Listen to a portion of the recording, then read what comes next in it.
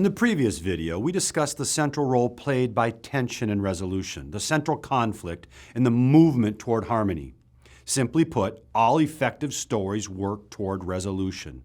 While certain reasons exist for ambiguity, paradox, and irony in fiction and film, storytelling as a tool of leadership really ought to avoid these mixed messages and purposeful ambiguities.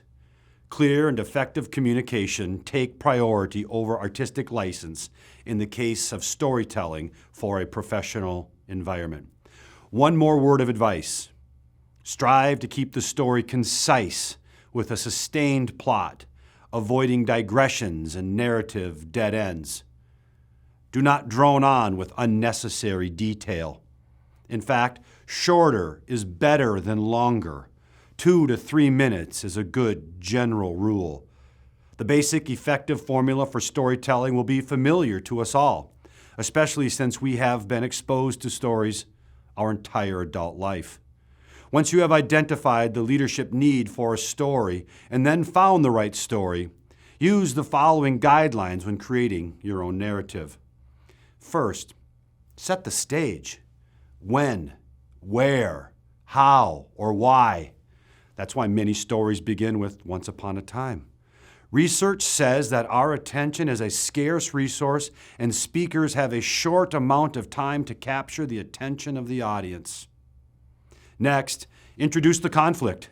Make the conflict clear and concise. Help the audience feel the tension, the discomfort.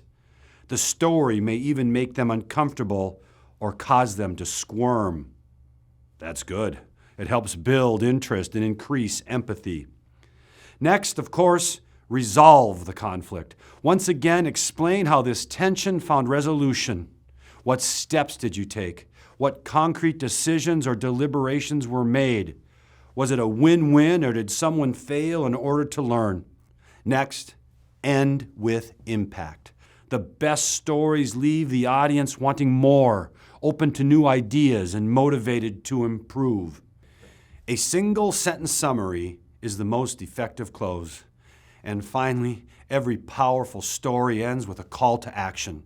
Which leadership issue or business need did the story answer? Have you made the next steps clearly defined and easily identified? How will this call to action be measured and when? The above guidelines can be tweaked, obviously, to fit your own style and experience.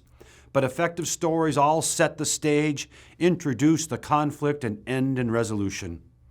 Good luck in all of your storytelling endeavors.